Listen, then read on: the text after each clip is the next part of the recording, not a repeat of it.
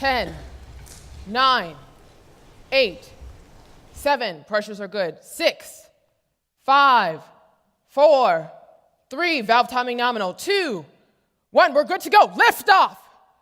5,000 miles, no excessive vibrations. 10,000 miles, temperatures are good. 15,000 miles, 17,000 miles. Yes, we are in outer space.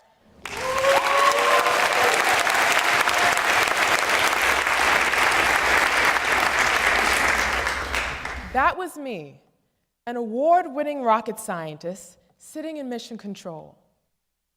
I helped successfully launch Discovery, Columbia, Atlantis, and Endeavour space shuttles. Thank you.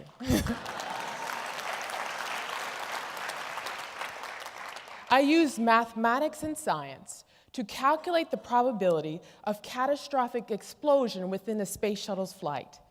In all, I helped launch with a great team of people, 28 space shuttle missions into outer space.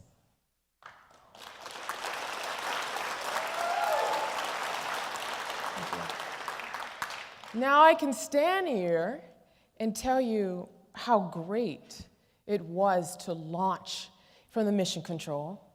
I can tell you how it was like to sign off and authorize multi-million-dollar engine tests. But I'm not. I can tell you how great it is to be an author and a TV host now. But I'm not. Rather, I'm going to talk about you and me and what comes in our mind in the middle of challenges. Fear. Fear. What have you always wanted to do in life? Do you want to be a multi-million-dollar business owner?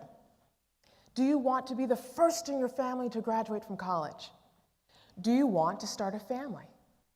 Well, for me, I always wanted to be a rocket scientist, but obstacle and roadblocks came into my path where I questioned whether or not I'd be able to do it. The truth is this: if we do not have a way to reprogram our minds to overcome fear, we will never be successful at our own specific missions in life. But there's good news. I have personally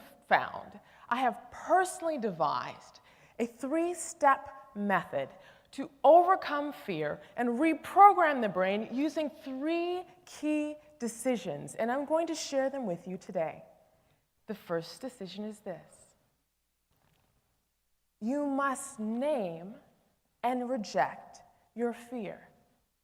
You must name and reject your fear.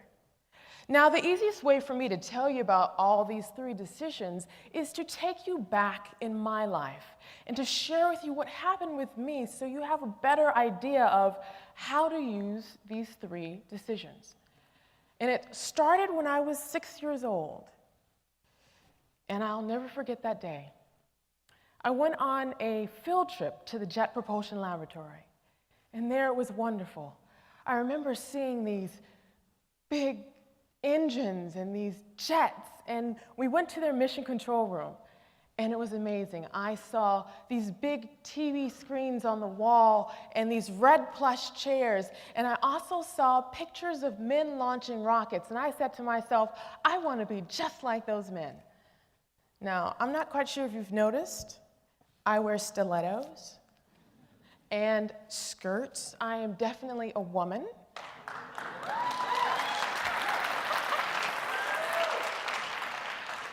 And that didn't stop me. I wanted to be just like these men. But obstacles came into my path. Now here I am, 10 years old, in the middle of a 5th grade class, and right next to me is a boy who's also 10, and he has been recruited into a gang.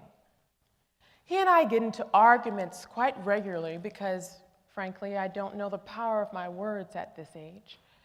And he wears this ring on his finger that he files down so it acts just like a knife. And so one day in a heated argument, he takes this ring and he socks me right under my eye. Now, being a champion, an Olympian, I stand up to defend myself, and everything goes blank. I cannot see one thing. I am later rushed to the hospital, and I have 5 layers of stitches placed in my face, and the surgeon tells me I'm lucky. Had it been any higher, I would have lost my eye. Now, I'm pulled out of school for months, where right next door there's a crack house, and I see people getting high on the outside of my bedroom window, and our mother has us sleep in the bed in a certain direction, so if the bullets came through the house, if it came through the walls, it would hit our feet first and not our head.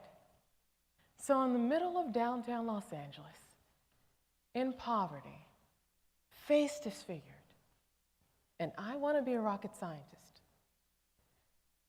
Next, I am placed into another school where I fail algebra, then I fail geometry, and then I go to a performing arts school and I fail chemistry, then make a D in calculus. Then a blessing occurs. There's this man, this teacher, and he says that if anybody wants help for their AP calculus exam, he would tutor them for free. So I jump at this opportunity, and I catch the bus 2 hours each way just to sit with this man for 1 hour. And I remember looking at the information, and I remember thinking, wait, I can get this. I can get this. I may not understand it now, but I will. I'm not going to let failure stop me. And that was the first time I learned to name and reject my fear. It would be a beautiful story if I told you that I took the AP calculus exam and passed it, but no, I failed it miserably. But what I learned is that process to invest in myself and others in education. I took those skills and graduated at the age of 16 from high school, and then later applied those skills to the university I attended, where I tutored thousands of people in mathematics through educational group programs. And I and other people learned to name and reject their fear. And I fortunately was able to be one out of top 5 graduates out of a 6,500 graduating class. You must name your fear and reject it.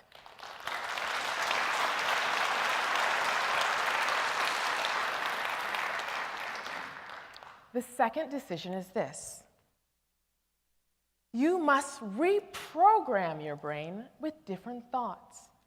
You must reprogram your brain with different thoughts. You know how you have a computer and it may be infected with a virus, and you have to take the virus off the computer and reboot it so it operates correctly? Well, our brains are the exact same way. What we have to do is take the virus out, what's called fear. And I learned this my first couple of months working as a rocket scientist. Now, I'm going to share a secret with you.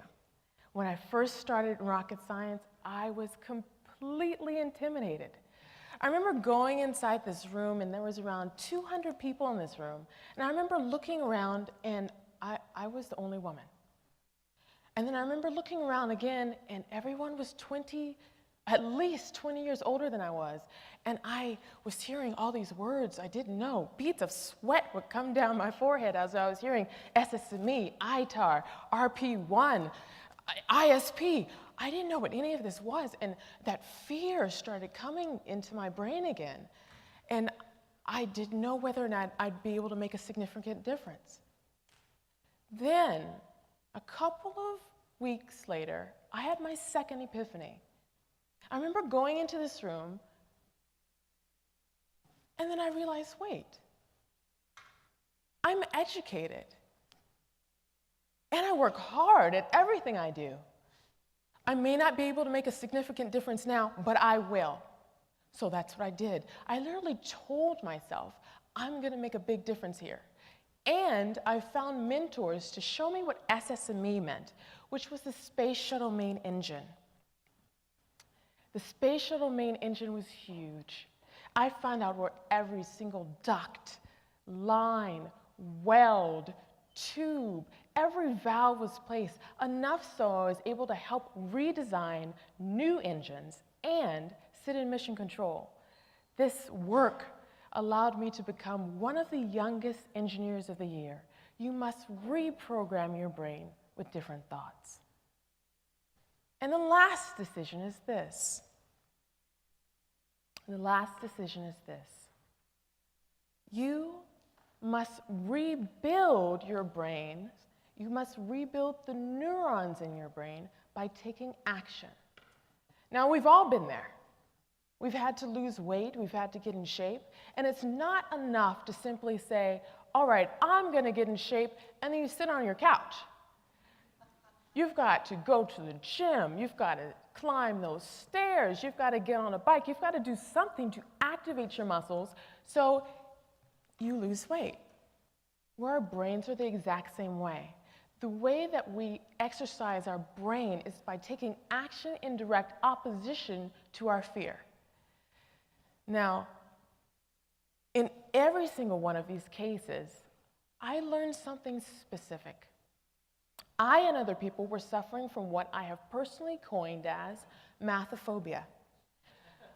Mathaphobia is a severe fear that happens in the reptilian part of the brain that shuts off the frontal brain lobes, rendering someone completely paralyzed when it comes to problem solving. Anytime someone has fear, the problem solving is completely turned off. But when we take action in direct opposition from our fear, something amazing happens. Neuron transmitters are created and built within our brain, turning off fear, creating pathways to fire off our frontal brain lobes. And when our frontal brain lobes fire off, we're able to do great things. And I recognized this after I left rocket science. When I left rocket science, I was offered a prestigious position for a banking institution, only to recognize that I loved science and education far more. So I left banking and I decided to be a part-time mathematics professor. But when I did that, the entire United States economy tanked. Nobody was hiring. And here I was, underemployed, struggling to pay my bills. And I almost let fear stop me again. But this time, I was armed with all these experiences, and something different happened this time. I remember sitting there, thinking, what am I going to do? And then I had my latest realization. Wait, I'm talented. If no one is hiring, why not hire myself? So that's what I did. I hired myself. I created my own educational entertainment company. First, I created my website with all the cool different science, technology, engineering, and math videos. Then what I did is form the company specifically. I had to find out the difference between the S corporation and a C corporation. Next, what I did is I hired tutors. Then I wrote a book. Now my team and I are creating educational TV shows for network programming. I didn't know how to do any of this. But in that process of learning to become a beginner again, what I was doing is turning off the fear in my own head, creating neuron transmitters in my own brain, firing my frontal lobes, allowing myself to be creative and creating opportunities. So, if there's one thing I want you to remember today, it's this. You can reprogram your brain to override fear if you name and reject your fear. Reprogram your brain with different thoughts and take action in direct opposition to your fear. If you do all these three things, guess what? You can do anything you set your mind to, even become a rocket scientist.